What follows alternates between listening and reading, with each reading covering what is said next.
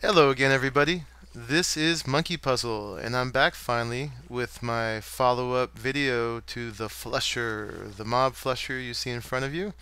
I have been working feverishly to get this thing up to speed, and I think I've been pretty successful. It mainly involved a whole mess of caving, if that word also applies to abandoned mineshafting and ravining, but there just was an incredible amount of stuff going down under here.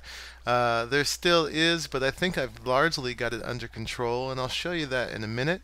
But yeah, the flusher's in front of us with the nice sun going down. You see a flush happening right here where a bunch of mobs just got dropped down. I've added a fourth level to it, so we've got 1, 2, 3, 4 working levels there. And this top is at y equals 128, and the water that's on top of it to prevent the enderman getting out of here is right at 128. So I think I've got it still under the original skybox. You can see the clouds pass right over the top of it, which is pretty cool when you stand up there. But yeah, so as you're watching this, you can tell if each of these levels is flushing by whether these two torches by the pistons are turned off. Hopefully all of you watched the previous videos where I went over this in detail, but if you haven't, basically it's a four levels of spawning pads that have four different quadrants on them that each have to, at least the way I have it set up right now, each have to get independently triggered for the whole thing to turn off. So there has to be a critical density of mobs on a level for it to flush them down the tube and drop them down to the collection spot down here. And you can see the rate is pretty good. Yeah, so like I was saying, you can tell if that's happening on a level from here by just looking for the torches to turn off. Let's turn on F3 and see what we've got. With the four levels, I've got it caps off at about 48 mobs in there, 48, 50, and then there's a flush. So there, you can see over here, this is flushing right now, and the level has dropped back down, the number of mobs has dropped back down to 42. Okay, so you see that one is flushing right now, and you can see all the nice moblets dropping down there. So yeah, but you know, a couple things is that despite all the lighting up I did, I don't even know how many torches I've put down there, it still only really works well, it works the best when I stand up here. And it means probably that there's still some pockets down there that I haven't found, and it's just incredible amount of work finding it, and I'm kind of sick of it at this point.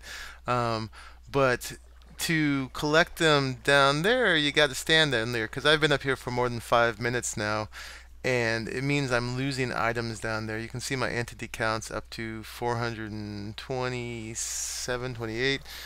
Some of that's squids and some of that's mobs, but a lot of that's items as well that will despawn if I don't get down there. Eventually what I want to do when we get ice back in 1.3 with Silk Touch is what I saw on the JL2579 server, where you have a little ice transportation system that takes the items just out of range of the what the loaded chunks are, so that they can just build up over there, and because they're out of range of what's loaded, they won't despawn. And then you can go AFK here for as long as you want, and you can run over there and go grab them at the end and try to put them all in chests real quick before they despawn. Let's see if there's anything else I should tell you while I'm up here. Well, I think that's it for now. Let's go see what we've got down there. Jump off, and we will go see how many items we've collected. I'm assuming that if items despawn in 5 minutes, if we spend more than 5 minutes um, up there, that we will have a 5-minute slice of items here to tell us, so we can gauge how many items per hour we're getting. If I look at it with F3 on, this won't be accurate because there's some stuff there. It's telling me I've got 274. Oh, there's a nice example right now of this thing working with the enderman. They don't always drop a ball, but you can see they're stuck in there and they're out of here. So all the work I did to make it so the enderman couldn't teleport out has worked. So let's see how many items we've got. We got all this and this. I had those already. So let me count those up real quick and see what we got this time. Okay, I'm back, and that was not the highest. I got 256 items that time. So 256, if that was a 5-minute slice, times 12 in an hour, that's about 3,000 items an hour. And I've gotten anywhere from 310, 237, 253, 295, 297, 278, 265. So on the average, I've gotten about 3,300 items per hour out of this when I'm standing up top there. It slows down dramatically when I'm down here because I still think I'm activating, or there's still mobs spawning in some caves that I've just somehow missed while I'm down there. But that's pretty good. 3,300. I figured out that's about 52 stacks of items. So I'm getting almost a full chest per hour of items. You see, this is the one I'm currently filling up right now. And I've been using a lot of arrows down there in the pits. That one's full. That one's full. That one's new. And this one is where I was concentrating the gunpowder, which is my main objective out of this whole thing, is gunpowder, so I can have some fun with TNT.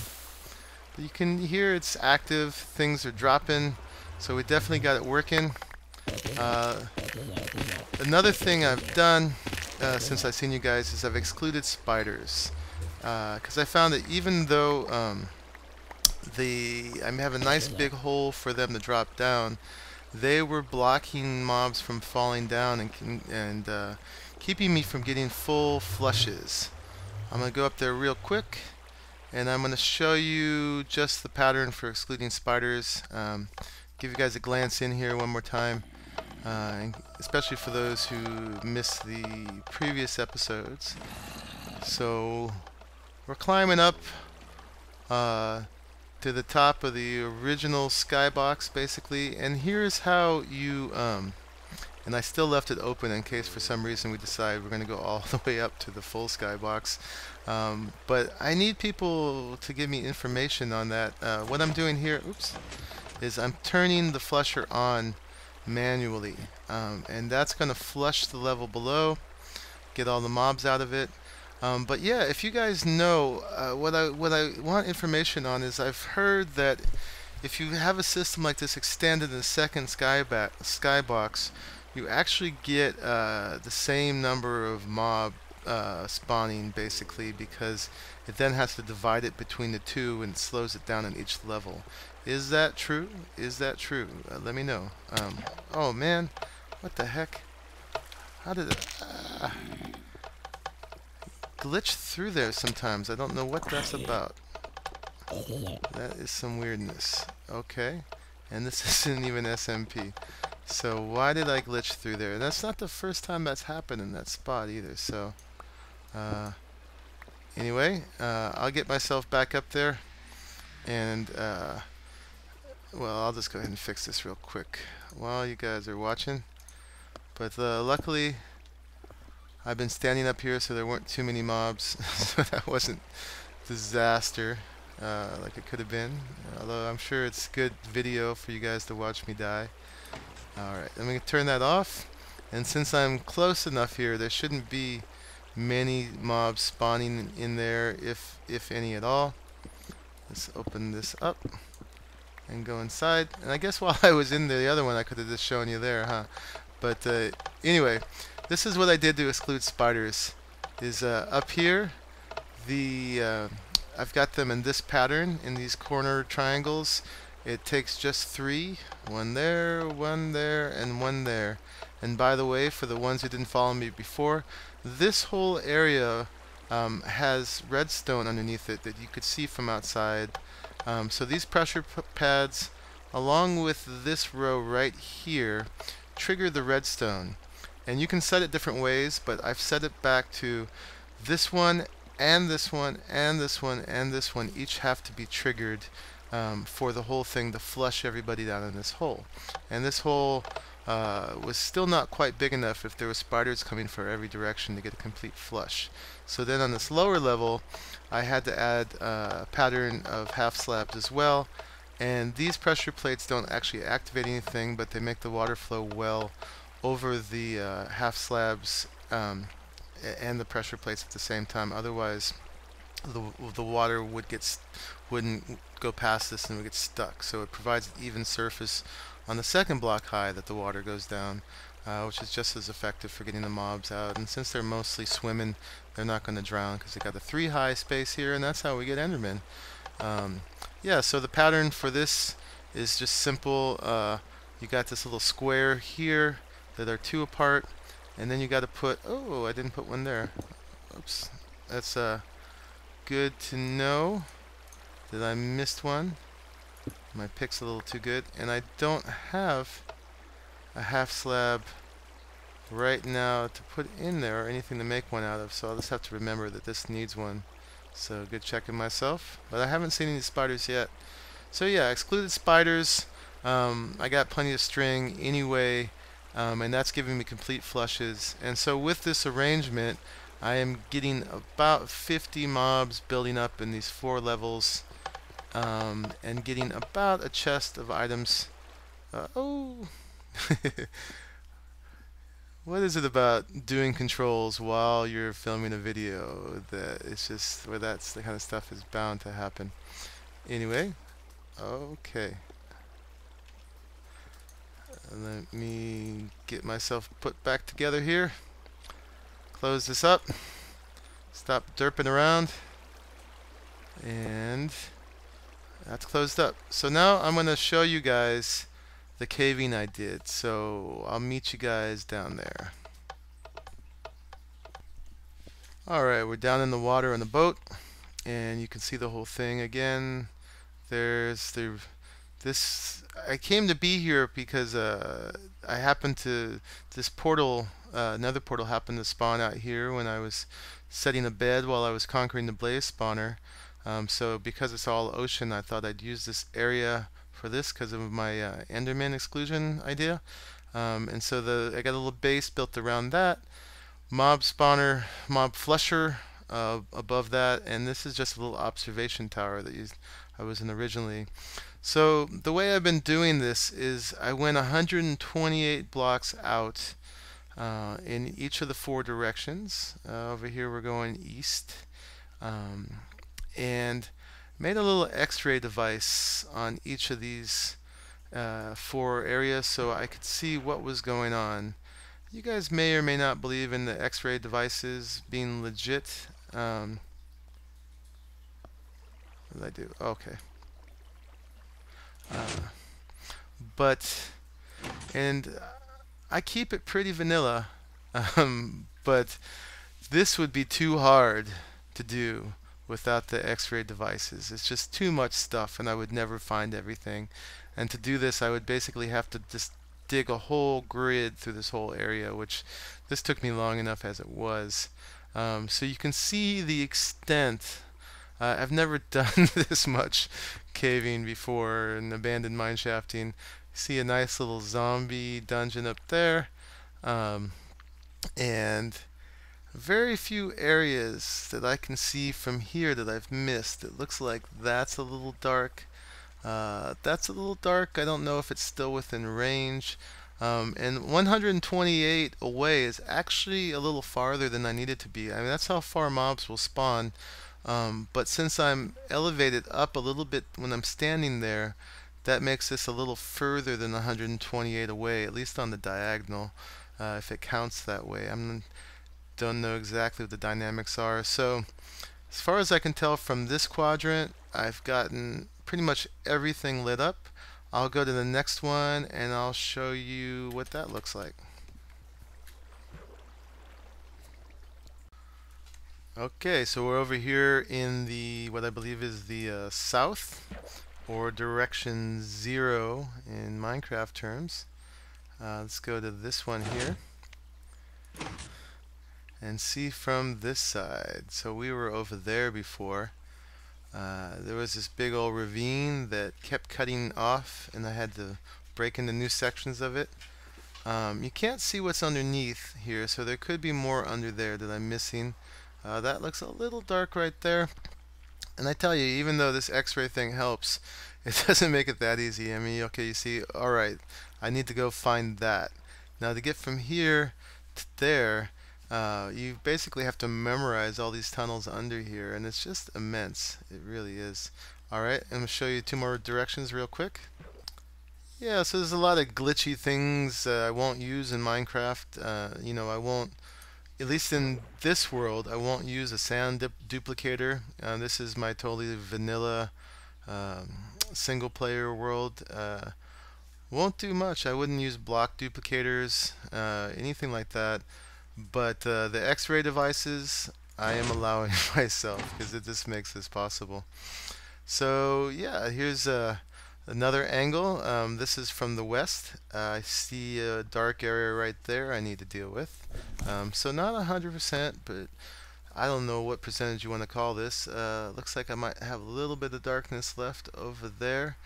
In the doing of this, I have found no less than 23 cave spider spawners. Those are the ones I wrote down the coordinates of.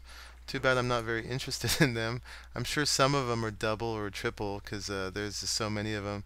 I've found 23 cave spider spawners, 2 zombie spawners, 1 skeleton spawner, and a regular spider spawner.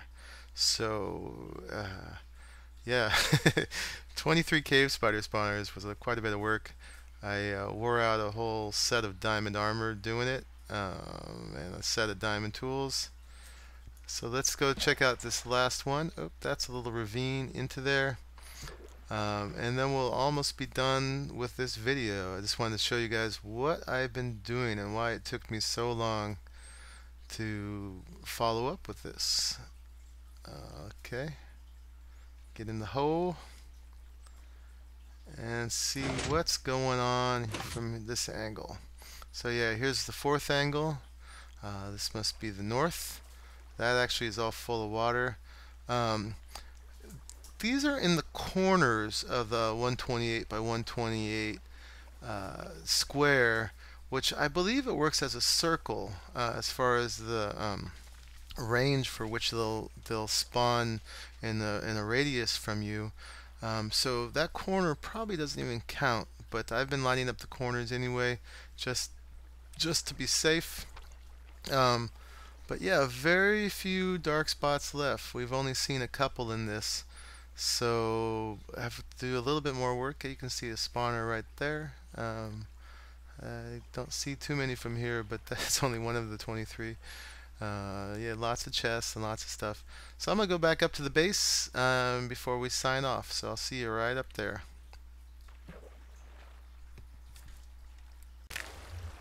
And come back to the nice sounds of mobs dropping and dying. Sometimes you get these little single ones that fall, and then you get the big flushes.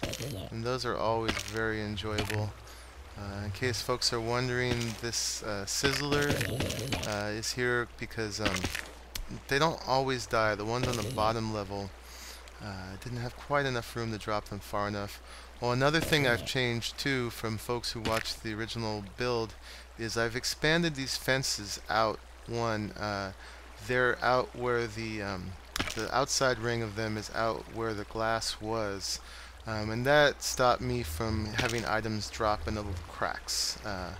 It's if because next to glass they don't attach themselves, and there's no attachment, then the hitbox isn't a full box and an item could fall below. I could have just as well, I guess, replaced the outer ring with stone, and that would have worked the same way. Pick up my goodies. You may wonder why it's a little difficult to get in here. That's the same thing of just never letting there be any 3-high space here that's not covered with water. And I guess the last booty to show you is just some of the returns from all the caving. Got all this redstone, got all these blocks of iron. The diamonds I've pretty much broken even with the diamonds because the amount that it took to do the whole thing and how much good enchanted armor I used up, and swords and so on while I was doing all that. Pretty much broke even with the diamonds. But yeah, I'm pretty set with iron for now, and gold. I'm doing pretty good. So yeah, I'm going to call this a success. I'll probably do the fine tuning of the caving down there as I go along, but I've got this to a basic functionality that I'm pretty happy with. I'm curious how those rates of, what did I say, of about the last one I calculated was like 3,341 items an hour. I'm curious how that applies to a lot of the other mob spawners that folks have made. So folks have data on that and what you've gotten, let me know. But I think this system works pretty well. So next time we come to this world, this is my home world, my single player world. It's called Uchawi, which is the Swahili word for magic, which was the seed of this world back in 1.8. I'll probably take you on a tour of the rest of this place so that you guys can see what world that this is attached to. I've got a lot of other things going on here. And Scattered Globules, the one I started with, that was just my vacation world away from here. I got to get back to Lethamyr and make some progress on that. But now that I've done the majority of the underground lighting up, we can move on. So thanks for watching this. This has been Monkeypuzzle. For some reason my alarm's going off, so that's appropriate. And I will see you guys, or I gotta stop saying that because I can't see you, you can't see me. But yeah, I look forward to when you guys watch my next video, and I will be working very hard making some nice ones for you. And we will communicate through all the other ways that we communicate. Alright, bye bye.